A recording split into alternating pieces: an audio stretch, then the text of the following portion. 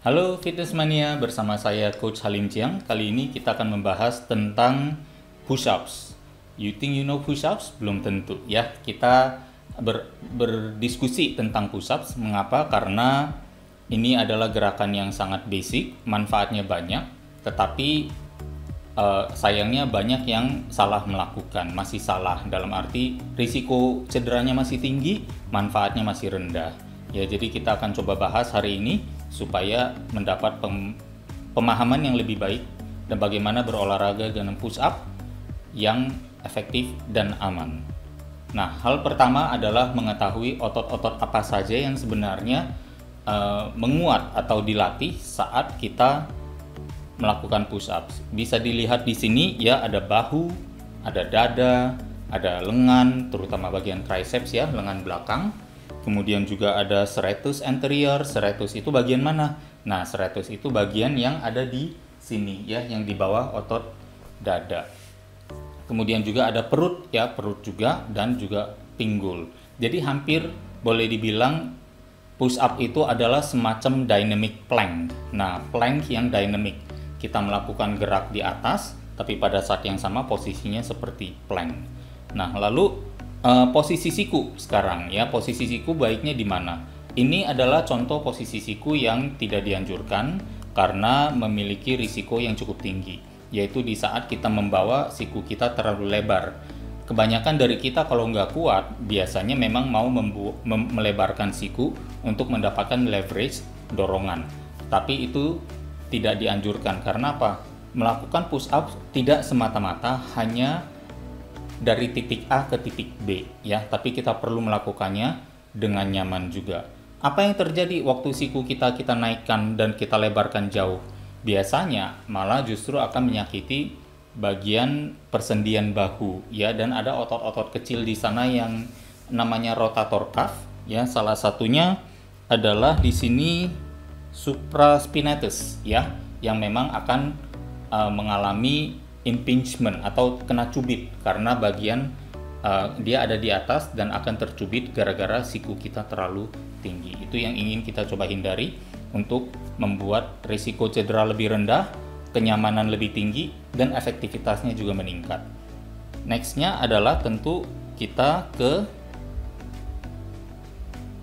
posisi siku yang lebih baik ya, yaitu yang sedikit lebih rendah atau mungkin 60 derajat atau sampai mendekati 45 derajat. Posisi yang lebih rendah yang di kiri lebih berorientasi kepada bahu dan dada, sementara yang ada di gambar kanan lebih berorientasi kepada bahu dan triceps. Jadi bisa pilihannya dua, salah satu bisa dilakukan ya, tergantung giliran hari apa kita mau melatih apa. Ya, jadi bisa kita lakukan dengan ketersediaan rentang gerak dari sini sampai ke sini ya. Lalu next adalah tentu ada posisi tangan. Posisi tangan kita baiknya ada di mana ya? Saya menemukan banyak orang yang karena berlatih dengan siku tinggi akhirnya posisinya juga tinggi gitu. Padahal sebenarnya yang paling ideal adalah di samping otot dada. Bagaimana kita melakukannya? Tempelkan dulu badan ke lantai. Tempel, lalu kita baru bisa tahu posisi lengan kita ada di mana, posisi pijakan telapak tangan. Dan biasanya ada di gambar lingkaran oval yang ada di gambar berikut ini ya. Dengan mengetahui posisi tangan yang baik dan posisi siku yang baik, kita sudah mulai ready nih untuk melakukan push up dengan lebih baik. Jadi next adalah tahapan-tahapan push ups. Apa saja sih tahapan-tahapan push up untuk kita bisa lakukan? Nah, bisa Fitness Mania lihat di sini bahwa ada setidaknya 5 tahapan push ups ya. Dari yang paling mudah itu kita push ups di dinding atau di tembok. Yang kedua, kita push up di lantai dengan tumpuan pada lutut. Yang udah lebih sulit lagi adalah yang nomor 3, yaitu kita lakukan push ups di dengan kursi atau di bangku ya, dengan permukaan lebih tinggi dan lututnya di bagian lutut juga sudah terangkat dari lantai. Ada jinjitan ya, jadi menggunakan tumpuan jinjitan kaki. Yang keempat adalah push ups di lantai dengan jinjitan kaki yang dibilang push up cowok, sementara yang kedua adalah sering dibilang push up cewek. Padahal sebenarnya tidak demikian ya, push ups tidak mengenal jenis kelamin. Yang kelima adalah tentu push ups yang lebih berat lagi, ya, yaitu yang namanya incline push-ups, di mana kakinya yang lebih tinggi daripada tumpuan tangan. Nah, kita sudah memiliki 5 variasi seperti ini. Apakah push up hanya seperti itu aja? Enggak, kita bisa tambahkan lagi variasinya, yaitu dengan apa? Nah, kita bisa menambahkan ransel. Dengan menambah ransel, menambah beban, dan itu menjadi variasi tambahan untuk meningkatkan lagi tantangan dan efektivitas latihan. Tapi tentunya kita tetap harus berpegang teguh kepada kemampuan diri sendiri, mengenal kemampuan diri sendiri dan melatih diri kita dalam zona kemampuan tersebut. Itu penting sekali. Nah, berikutnya adalah tentu ke contoh program latihan untuk pemula. Kira-kira kalau pemula melakukan push-ups seperti apa?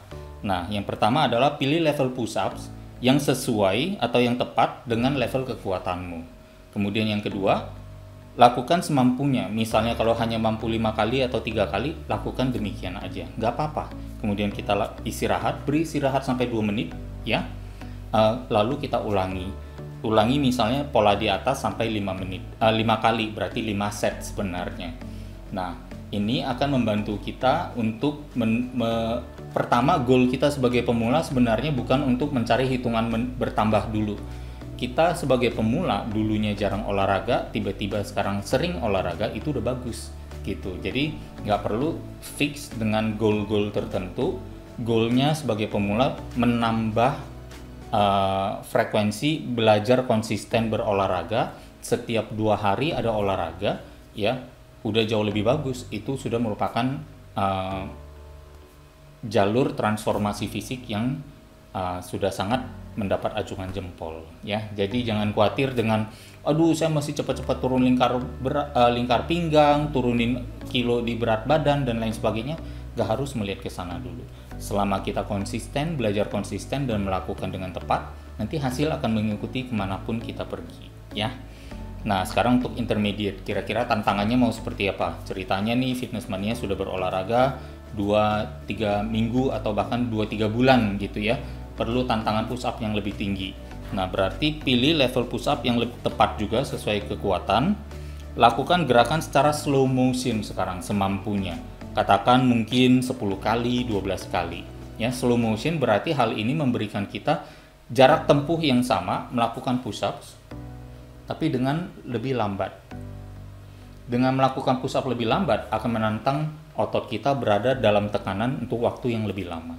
Dan memberikan kita satu kesempatan juga untuk adjust supaya posisinya selalu balance. Kontribusi kanan dan kiri selalu bisa sama atau equal. Ya. Kemudian istirahatnya cukup 90 detik atau 1,5 menit dan diulangi lagi kali ini sampai 7 set gitu ya. Nah, itu kira-kira mungkin untuk intermediate.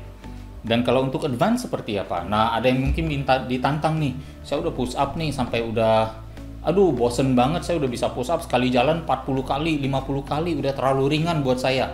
Tunggu dulu, kita bisa pilih di antara 5 kombinasi tadi atau 5 pilihan tadi, kita pilih yang pakai ransel dan kita perberat lagi ya. Jadi kita 5 dengan ransel aja dikali, jadi opsinya ada 2, jadi 10 variasi gitu yang bisa kita pilih ya. Kemudian pilih level push up yang tepat. Nah, ini kita mulai nih buat lebih berat. 3 set pertama lower half ya, medium tempo 12 kali. Jadi lakukan misalnya dari bawah menempel lantai, dorong setengah aja, turun lagi. Dorong setengah aja, turun lagi. Gitu. Kemudian 3 set kedua kita lakukan dengan upper half. Jadi yang dari tengah ke atas. Dari tengah ke atas. 3 set seperti itu. Kemudian kita istirahat lagi, kita lakukan 3 set yang full. Ya. Full slow motion, full range juga. Nah, ini memberikan kita total sekali latihan push up 9 set ya, dengan istirahat antar setnya masing-masing adalah 90 detik. Gitu. Jadi kita bisa melihat bahwa sebenarnya variasi push up itu bukan hanya pada posisi siku, bukan hanya pada posisi tangan, tapi juga pada posisi tubuh. Kemudian setelah pada posisi tubuh, bisa ditambahkan lagi variasinya dengan memberi ransel supaya lebih berat. Kemudian variasi berikutnya adalah jumlah set, jumlah repetisi, rentang istirahat, sampai ke range of motion-nya. Dari yang lower half ke yang upper half, ke yang full. Jadi kita bisa banyak sekali kombinasi push up. Jadi tidak benar kalau kita bilang push up itu adalah suatu latihan yang membosankan. Membosankan hanya karena kita mungkin belum tahu variasinya saja. Jadi kira-kira seperti ini variasi atau pengetahuan tentang push ups. Semoga bisa menambah wawasan dan membuat pola latihan di rumah menjadi lebih exciting lagi. Terima kasih sudah menyimak sampai sekarang. Stay tune and stay healthy. Sampai ketemu lagi di video selanjutnya. Di Binaraganet, kami selalu percaya bahwa setiap orang pasti bisa memiliki tubuh yang ideal dan sehat. Dengan subscribe, like, dan share video ini, Anda turut membantu membangun Indonesia sehat dan kuat. Salam jelas fitness, saya JP.